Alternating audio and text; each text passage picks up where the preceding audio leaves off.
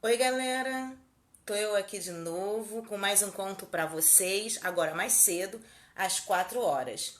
Toda quarta às 4, assim fica mais fácil até pra gravar, né? Quarta às 4, conto com Vera Granado. Eu queria agradecer a todos vocês que se inscreveram no meu canal. Valeu mesmo pela força, tá? Se você ainda não se inscreveu, no final da live eu vou deixar o link aqui no Face, aí você clica, dá um pulinho lá no canal e se inscreve para me dar essa força, beleza? Valeu, gente. Eu também queria pedir a vocês para que vocês fizessem comentários, falassem o que vocês estão achando das histórias, dessem opinião, falassem assim, como vocês acham que devia ser o final da história, que se vocês também tiverem temas para sugerirem, né, assuntos que vocês gostariam que eu escrevesse, como ideias para os meus novos contos, tá? Vamos fazer esse intercâmbio aí. Se você quiser me procurar também no privado para contar algum caso seu que tenha acontecido na sua vida, que tenha a ver com a história, e você estiver precisando de alguém para te ouvir, para te dar um apoio, uma palavra, a gente pode fazer essa interação aí, beleza? Então tá. Antes de começar a história de hoje, eu queria falar mais uma vez rapidinho com vocês sobre o que está acontecendo no Brasil e no mundo, né? Aqui no Rio de Janeiro e em outros municípios e estados do Brasil. O comércio começou a abrir, mas eu queria pedir a vocês, gente, fiquem em casa, vamos ter consciência. Não é hora de abrir, sabe? Não é hora de voltar às nossas atividades, porque o número de mortos no Brasil a cada dia aumenta. A gente só pode voltar às nossas atividades quando o número de mortos começar a cair, quando o número de casos começar a cair. O Brasil é o segundo país com maior número de casos, com maior número de mortes. Então, ainda não é a hora. Eu sei que tem gente que tentou, assim, o máximo que pôde, ficar em casa nesse período de dificuldade, tentando se virar e não está conseguindo. Se você é uma dessas pessoas que precisa de qualquer jeito ir para a rua para trabalhar, para conseguir o teu, então vai, mas se proteja, use a máscara, procure manter o distanciamento de pelo menos 1,5 metro das outras pessoas. Se cuida, tá, gente? Porque dinheiro, emprego, isso tudo a gente pode conquistar de novo. Mas a nossa vida, essa não volta, não. Bom, vamos lá, a história. A história de hoje, ela vem mostrar pra gente que a gente é capaz de vencer, mesmo que seja sozinho. Se você não tem uma mãe bacana, como aquela do conto passado, lembra, Dona Carmen?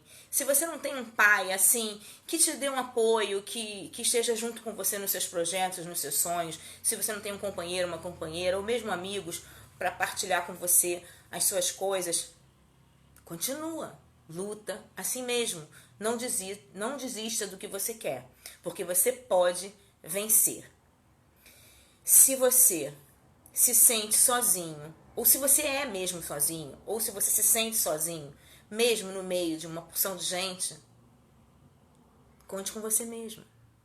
Se você não pode contar com as pessoas, conte com você mesmo. Você é capaz de vencer. Você tem que acreditar em você para lutar pelos seus sonhos, pelos seus projetos. Você não tem sonhos? Não, não pode ser assim. Aproveite esse momento de quarentena e pense como você gostaria que fosse a sua vida, o que você gostaria de fazer, como você gostaria de viver. E se planeje, se organize. Pense em várias estratégias que você pode ir fazendo para você conseguir o que você quer. Porque você consegue. Você tem que saber buscar e não desistir e acreditar em você, mesmo nas adversidades. E é isso que vem falar hoje o nosso conto. A nossa história de hoje, ela se chama Pedro e sua banda. A história do meu livro, vocês lembram, né, gente? Olha, o convite. Pedro era um garoto na dele. Não conversava com ninguém. Estava sempre com o fone de ouvido na sala de aula, alheio a tudo e a todos. Vivia no seu mundinho cheio de conflitos e dúvidas. Tinha uma família complicada. A mãe ficou presa durante 7 anos por tráfico de drogas. Ele foi criado pelo pai, que bebia compulsivamente. A mãe de Pedro era amante de um traficante. Um dia, quando ela estava levando um pacote para um cliente dele, a polícia chegou. Ela não costumava fazer isso. Mas justamente naquele dia em que ela aceitou fazer esse favor para ele, a polícia pegou, foi presa. O pai de Pedro só descobriu o caso dela com o traficante quando tudo isso aconteceu. O coitado sofreu muito. Começou a beber todos os dias. O pagamento que ele recebia como entregador de gás ia todo com a bebida. Pedro ficava na escola o dia todo e à tarde sua tia ia buscá-lo e o levava para a casa dela, até o pai chegar do trabalho. Ele sempre ia pegar o menino. Pedro via seu pai bêbado e tentava cuidar dele. Fazia macarrão instantâneo para os dois. Às vezes tinha arroz e feijão que a tia fazia e deixava na geladeira. Então Pedro esquentava, cortava tomate e comia com o pai. Depois ele aprendeu a fazer arroz e batata frita, ia se virando. Com isso, ele foi amadurecendo rápido demais. Começou a trabalhar quando completou 10 anos de idade. Trabalhava na oficina do Getúlio, de 13 às 18 horas. A escola parou de oferecer horário integral por falta de verba. Ele almoçava na escola e ia para a oficina. Seu Getúlio ensinou a ele muita coisa de mecânica. Ele era um ótimo ajudante e com o dinheiro que recebia, comprava comida e pagava a conta de luz. O pai gastava quase todo o dinheiro com bebida. A casa era própria e conta de água não chegava. Eles foram vivendo assim. Pedro já estava com 16 anos quando sua mãe saiu da cadeia. Ele soube por uma vizinha. Ela não o procurou. Como uma mãe passa 7 anos sem ver o filho e quando tem a oportunidade de vê-lo, simplesmente não o procura? Esta era uma das dúvidas de Pedro. Talvez ela não o amasse mesmo. Talvez nunca o tivesse amado. Tudo isso ele ficava divagando com o fone enterrado no ouvido na sala de aula. Ele deixou cair uma folha de papel no chão, na sala. Pedro, Pedro, gritou Letícia. Ela teve que sacudi-lo para que ele ouvisse. Tirou o fone de ouvido dele e disse: Oi, essa folha é tua, cara? Tava onde? No chão. Puxa, obrigada, disse pegando da mão dela. Pedro, é lindo o que tá escrito. Ah, é uma música que eu tava fazendo. Música? Você faz música? Faço, pelo menos tento. Canta pra mim. Ah, não tenho vergonha. Canta, Pedro. E ele cantou. Letícia achou lindo, lindo demais. Por que você não entra pra banda do Alex? Eu nem sabia que ele tinha banda. A banda dele é muito legal. O Alex toca baixo, o Natan toca bateria e a Dawane e a Daiele tocam guitarra. Eles só cantam música dos outros, não tem compositor. E só a Maria Camila que canta. Uma voz masculina ia ficar bem legal. Sei não. Eu escrevo só pra mim mesmo. Cara, você tem que mostrar pro mundo esse teu talento. Vou falar com o pessoal. O grupo aceitou o Pedro. E depois de muitos ensaios, eles se apresentaram na festa da escola. Foi lindo. Em pouco tempo, a banda já estava fazendo shows em vários lugares.